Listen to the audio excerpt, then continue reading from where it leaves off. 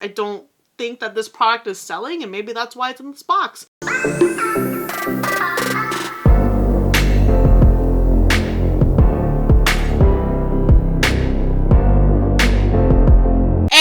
Amanda, thank you so much for clicking on this video. Hope you're having an awesome day. Thank you for taking a few minutes out of your day to hang out with me. Today's video, we are unboxing the BOXYCHARM Premium Box for January 2020. I thought about doing a try on style, but I was living for this look right here that I created using my BOXYCHARM base products. I will leave my BOXYCHARM playlist link to watch that unboxing as well as previous unboxings. Please subscribe and give this video a like. We're jumping into it now. BOXYCHARM Premium is $35 a month and you get 6 to 7 full-size item, and each box retails for over $200. I think Premium has overall been killing it from a brand and value perspective. I do get annoyed when they put in items like the QMS $150 eye cream. It's very IPSY mentality, putting in items like the 111 skincare that retails for $200. So I can live without that, but keep the Natasha Denona and brands like that going. I would love to see Pat McGrath or Charlotte Tilbury next, because those are on my bucket list to try in 2020. This premium is linked to my Luxe and Base Box account.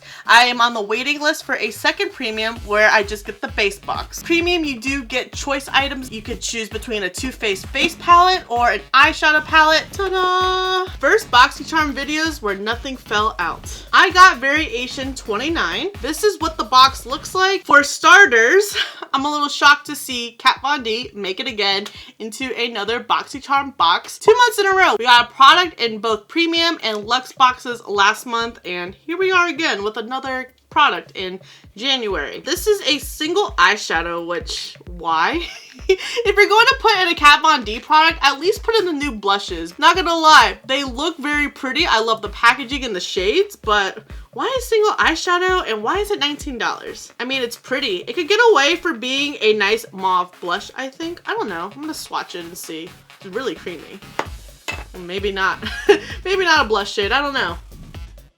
Maybe very, very, very, very light-handed. I used to be all about some bold blushes. Now I'm more of a neutral blush person. As I mentioned, I am shocked to see Kat Von D because it is a controversial brand, and I know a lot of people are not comfortable with receiving a product from them in a box like BOXYCHARM. I think a lot of people view it as they are supporting the brand because you are paying for this service. So in return, I'm sure Kat Von D is getting a cut of royalties for each subscription. I think it's swatched nice. I find that this product is a very much filler product for a box like premium. I think they could have done better with putting either a Kat Von D eyeshadow palette or those new blushes that just released. I don't think that this product is selling, and maybe that's why it's in this box. It's like Wander Beauty. And then the second controversial brand that's happening right now, I touch on it in my base box unboxing. I'll link that video for reference. This is the Too Faced Sugar Peach Wet and Dry Palette, and this retails for $44. This is the choice product that I chose. The other product was the Palm Springs eyeshadow palette. I thought the palette was very boring.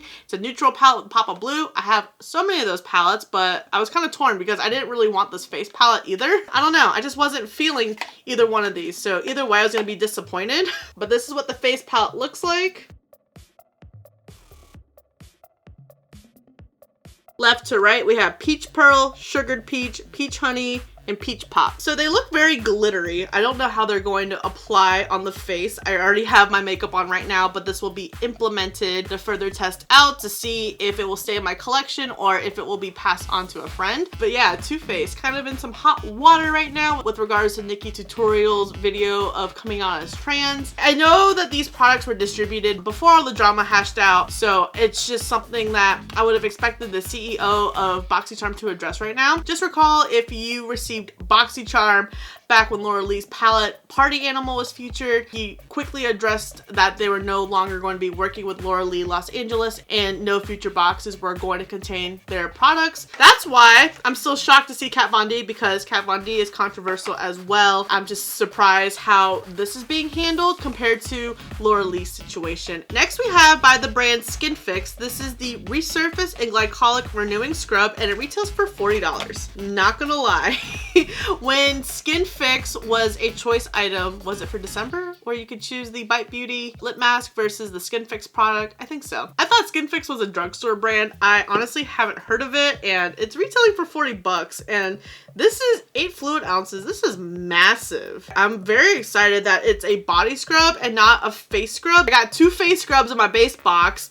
I already have one from IPSY. I like a good exfoliator. I feel like I'm very intense when it comes to showering because I will use an exfoliator like this and then I'll go in with a Bath & Body Works shower gel. And I feel like that might be overkilling it, but I feel like I need to exfoliate and then cleanse with something that smells really good. And I think the other Skin Fix product you could have got was a face cleanser. So let me know if you got this or the cleanser and how did they work out for you? Have you tried anything else from Skin Fix? It's definitely taken me by surprise because I thought it was going to be a cheap brand and I was wrong. I'll admit when I'm wrong. Honestly, I haven't heard of this brand until I started seeing it being featured in BOXYCHARM. We got more IPSY leftovers. I got the same damn kit in my IPSY Ultimate like 2 months ago. I am not the biggest fan of $1 billion brows. My brows do not feel like $1 billion. They feel like $1. I actually think that this pencil is going to be in my Project Pan video. This pencil is super waxy. I don't know why it's so waxy, but it is. It's a thick pencil too. It is like 4 times the size of an Anastasia Beverly Hills Brow Wiz. The brush that comes with it is so large. Why would I need that much brush to fill in my brows with pomade or blend out this concealer? I didn't try the concealer highlighting thing. I set it aside for a giveaway. I just looked at it. I was like, what do I do with it? Now, the brow gel is not bad. It is clear, so it grooms through your brows really nice. I feel that it really helps separate this very waxy formula of a pencil. Other than that, this kit is not my favorite at all. I have tried and tried and tried to love this pencil. I got it in a BOXYCHARM, I think like 2 years ago. Probably in the same box of the party animal that I keep referring to box, but I just don't like it. I haven't even gone through that pencil yet. I feel like this is like IPSY's surplus supply. IPSY Ultimate is an epic fail, so they gave the leftovers to BOXYCHARM to put in the premium base boxes. Clearly, we haven't had enough of it. We literally just got these in IPSY Plus / Ultimate, and now they're in BOXY Premium. Very suspicious, don't you think? Or am I looking too deep into it? I don't know. Let me know in the comments what you think. Oh, and that $1 billion brow kit retails for $42. That is absurd. I would never pay $42 for that kit. I'd rather buy 2 brow wizzes at that point. Next we have by St. Luxe Beauty an eyeliner trio that retails for $55. I do like how we get 3 eyeliners in a trio. It's very Slay Glam-esque. I just don't know how I feel about these colors, especially this one right here. What am I supposed to do with this? Looks like a concealing shade. I feel like I'm gonna take out my under eyes if I try to use this as concealer. $55 for 3. I mean, I guess that's not absurd. I guess that is almost 3 of the Urban Decay 24/7 liners, but oh, this looks sharp too. Ow, that hurts. Oh, I mean, nice precise line, but my waterline would be crying right now.